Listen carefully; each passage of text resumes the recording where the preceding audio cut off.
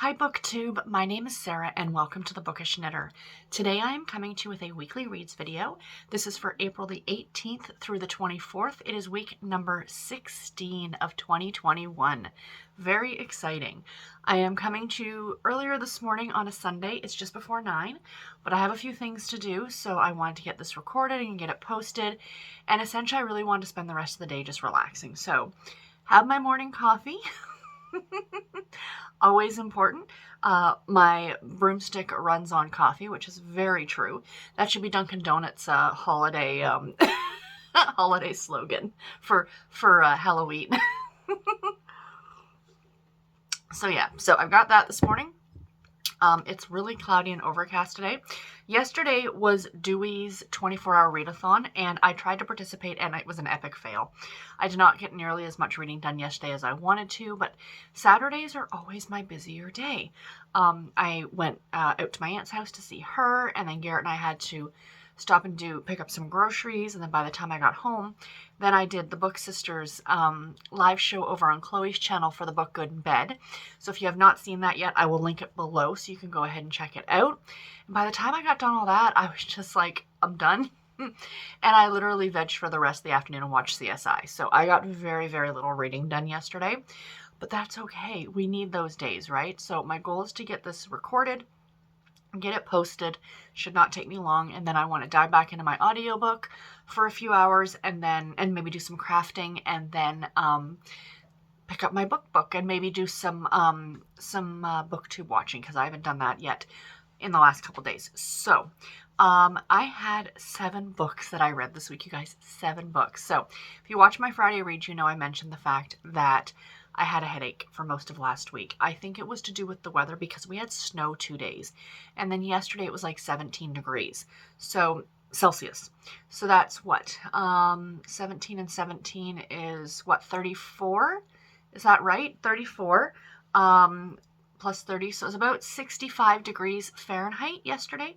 So we went from snow to that. So the pressure and stuff, I think, is what caused the headache. One of the things that caused the headache. So that was, but I'm glad it's done now. But I did get a lot of reading done last night. Not a ton of crafting, or last week. So as I always do in these videos, links in the description box below, timestamps I should say. If you want to jump ahead to any of the individual reviews, please feel free to go ahead. And then I'm going to talk about what I'm currently reading and what crafting I did over the last week. So let's get started. The first book I finished this week was Plain Target by Dana R. Lynn. I gave this book 3 stars. It is book number 1 in the Amish Country Justice series, or County Justice series. It's a love-inspired suspense novel number 601. The publication date on this one was April of 2017. This is an inspirational romantic suspense, and I read this for Amish in April. It was my second last book for Amish in April. So the plot of this story is our 2 main characters, Jessica and his name's Sean. Sorry, I didn't write down character names this week. I don't know why I didn't do that. I'm sorry.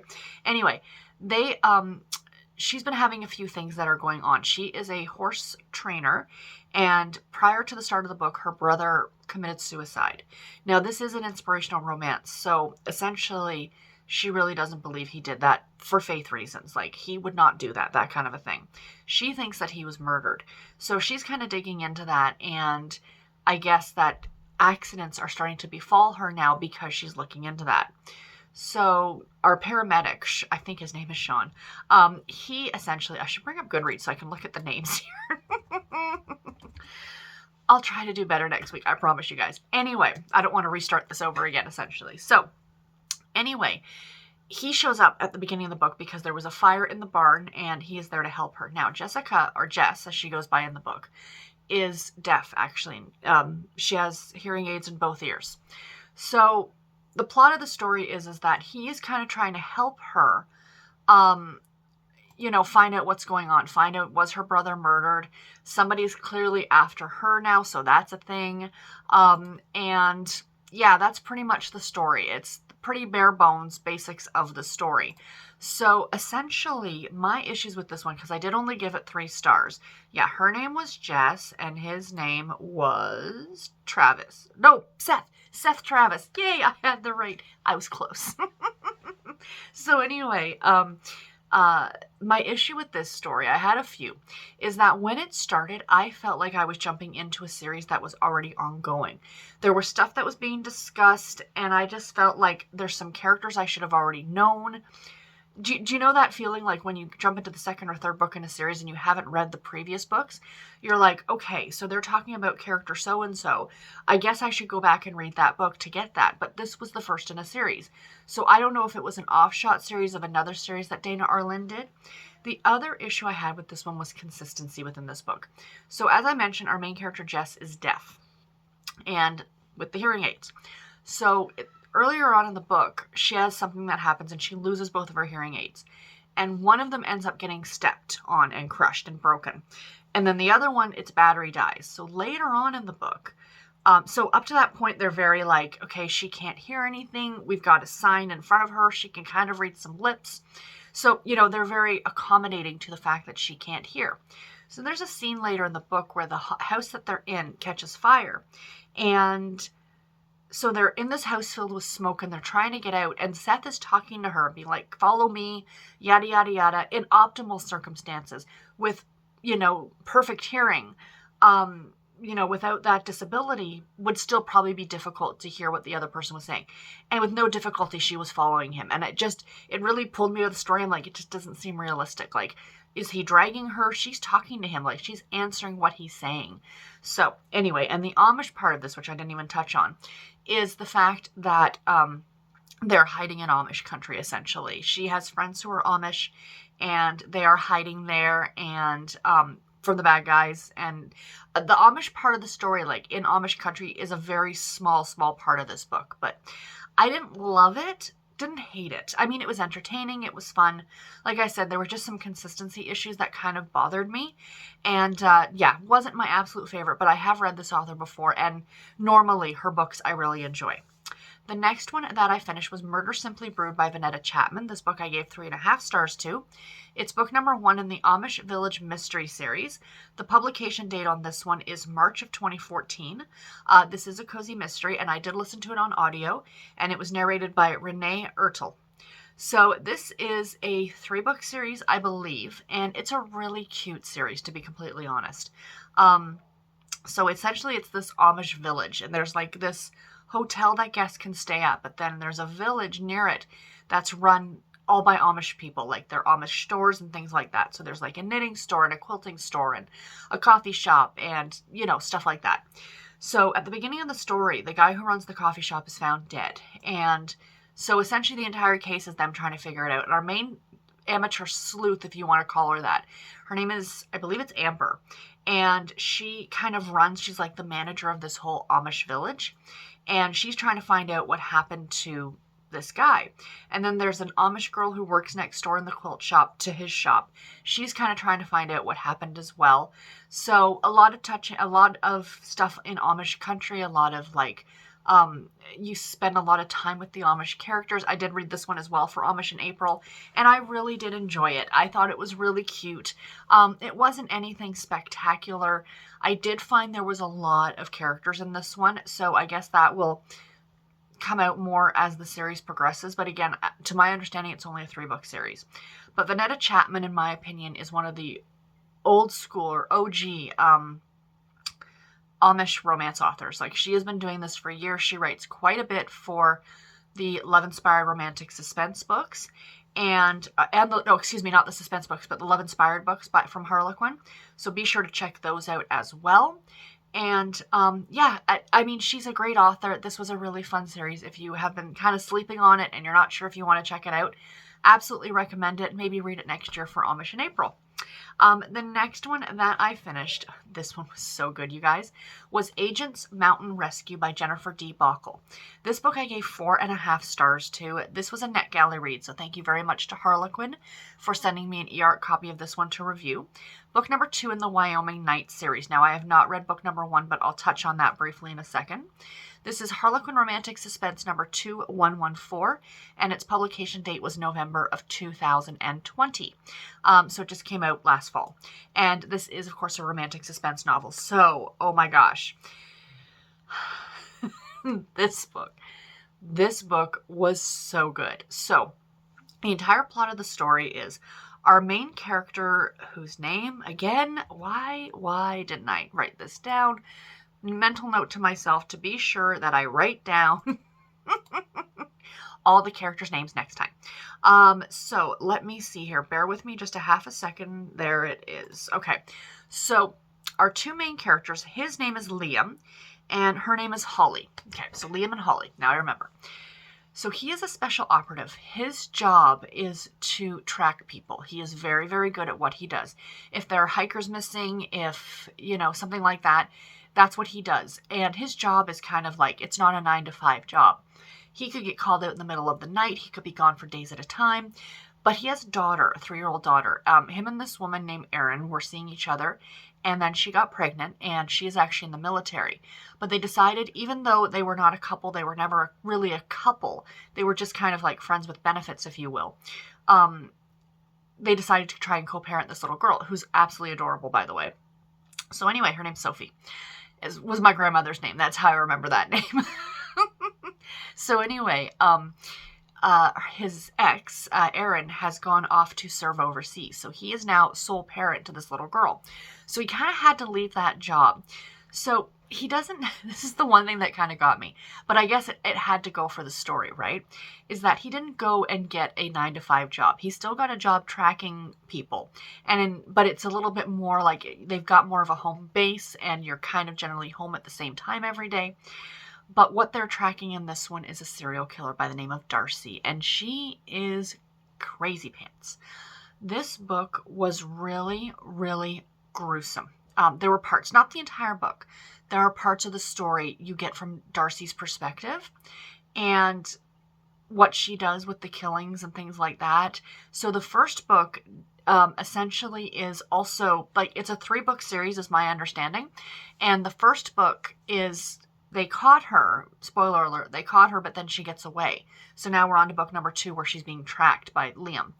And Holly factors into this because she is the preschool teacher at his daughter's school, but she's also a child psychologist.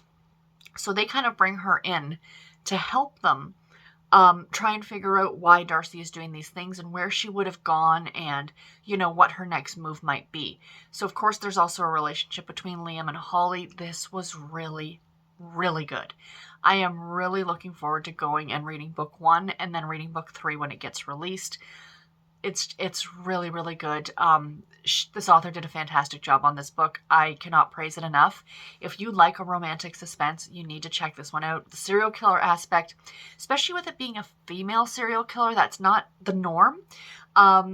Yeah, it was really, really good, and you need to check it out. So, the next book that I finished was On Borrowed Crime by Kate Young. This one I gave 3.5 stars to. This was a NetGalley read, so thank you very much to Crooked Lane Books for sending me an e-art copy of this one to read and review. This is book number 1 in the Jane Doe Book Club Mystery Series. Publication date of October of 2020, and I did, again, listen to it on audio. It was narrated by Dina Perlman. So this was a really fun start to a cozy mystery series. I find with the cozy mysteries, the newer ones that are being released, like new series, I find that they are a little bit more, what's the word I'm looking, I don't want to say adult because they don't get into those situations, but they're not as light and fluffy as their predecessors. Let's put it that way. Like if I think about the Hannah Swenson series and how light and fluffy that series is, even though it deals with murder, I think you might understand what I'm trying to say. So in this one, like in those books, in like the Hannah Swensons, the killings are pretty, someone's poisoned or someone's shot. It's not really gruesome. Whereas this one, the murder victim was shoved in a suitcase and left at our main character Layla's front door. She didn't realize, she thought her friend who had been traveling, she thought that they delivered the luggage to her apartment by mistake because they live in the same complex. So she just dragged it in thinking, oh my gosh, it's awfully heavy. What did she pack? Bricks, and then just kind of left it in the front hallway for a day or two. And then someone commented about the smell and she's like, oh, I got to clean out my fridge, only to realize there's been a dead body in her house for 2 days. So that's what I mean. It's a little bit more gruesome kind of an idea. And I'm not complaining about that. I think it's a bit more realistic in terms of these cozy mystery series. So there's also a little bit of swearing in this one. So essentially what it is that Layla runs this book club. called the Jane Doe Book Club, where they read murder mysteries as well as true crime. And they like to try and figure out the true crime for themselves, kind of an idea. So currently there is this killer who's going around killing women on the interstate and then shoving them into suitcases. And then one of her friends, one of Layla's friends, one of the girls in the book club, this happens to her. She's the one who ends up in the suitcase. And the story goes from there. It was good, guys. I really did like it a lot. Great start to the series. The narration on this one was so good. It takes place in Georgia. So the southern part, I loved it so much. So yeah, I absolutely recommend that you go ahead and check this one out. If you're a fan of cozy mysteries, you'll probably really like this one. Next up, I finished Protecting His Witness by Julianne Lindsey. I gave this one 4 stars. It is book number 2 in the Heartland Heroes series. This is Harlequin Intrigue number 1993, publication date of April of 2021. So this one just came out, it was just released earlier this month. And this is a romantic suspense. So I read this with Nicole and Jen and a bunch of other people for Nicole's book club, the Who Picked This Book club. And I was on their live show on Wednesday. So I will leave link to that below as well if you want to hear more of our thoughts on this book. So yeah, this one was really good. Essentially, our main character's name is Maisie, not Macy, Maisie, and his name is Blaze, and she is a witness. Her twin sister was murdered, and she's like the key witness in the murder. And so for the last almost year, she's been in this safe house, like 7 months she's been in this safe house. Well, prior to being put in the safe house, she was working with Blaze on the case and trying to get this guy convicted and stuff like that. And they ended up having a relationship. And when she got to the safe house, she found out that she was pregnant. So she's pregnant with his child. And then at the beginning of the book, she's supposed to be transported back to the city to testify in this guy's court hearing. And someone who's not, up to par, essentially, breaks in and kills some of the marshals, and she runs away. So she goes to Blaze's cabin. That's, she ends up at Blaze's cabin. Again, she's pregnant. He didn't know. And now he's trying to protect her, as per the title of the book. So yeah, it was really, really good. I like this one a lot. Again, this is the second book in the Heartland Heroes series. So essentially, you really don't need to have read the first book. The first and second book are pretty much standalones of each other. The only mention of anything from book number 1 is the main character from book 1. Him and Blaze are brothers. So they kind of get like a mention, like, oh, he was going to go to the bar with his brother and his fiance, kind of an idea. That's really about it. But you don't read too much about the case from the first book. And again, we get another few meetings with a character by the name of Derek. Is it Derek? Who is their other brother. Oh my gosh, he's like my favorite character ever. He just comes on the page and like he just shows up in a scene and I'm just like, yay! So he was in book 1 too.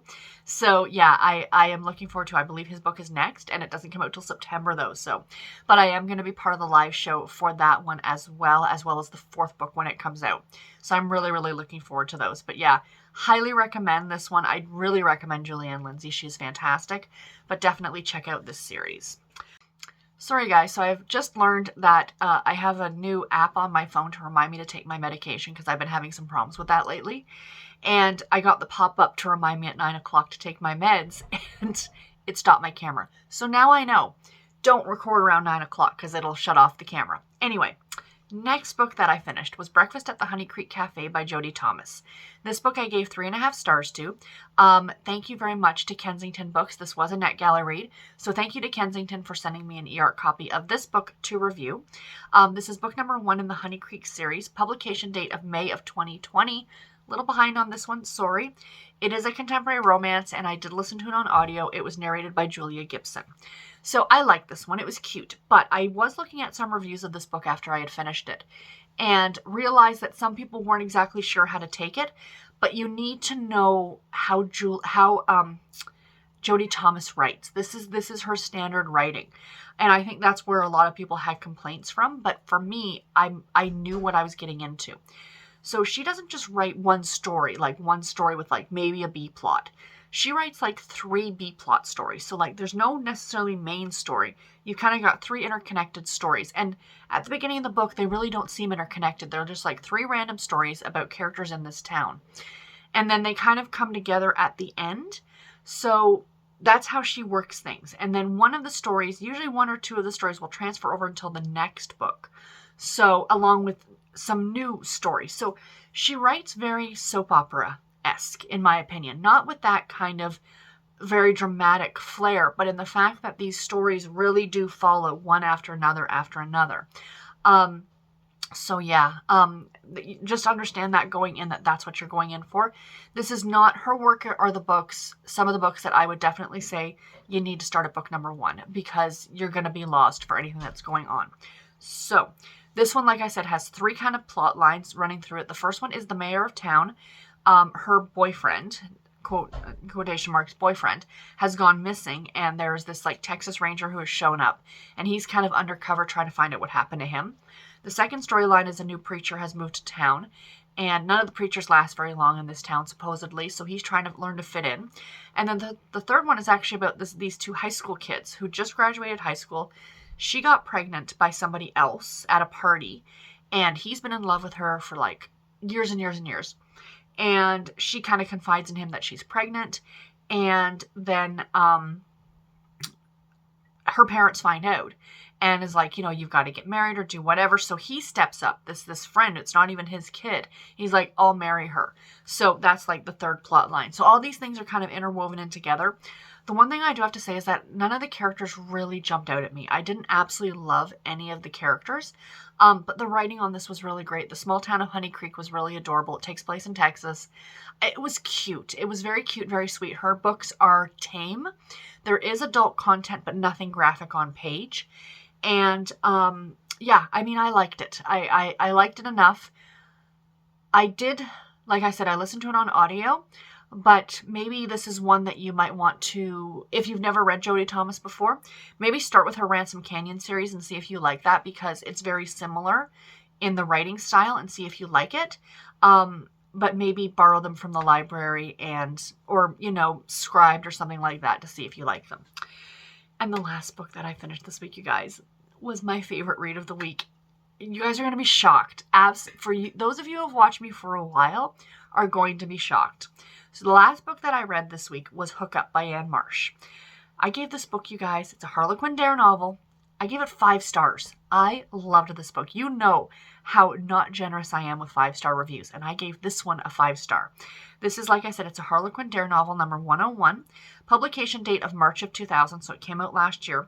This I would call an erotic/contemporary romance novel. So the plot of this story is our main character's name is Maple. Her name is Maple, and his name is Max.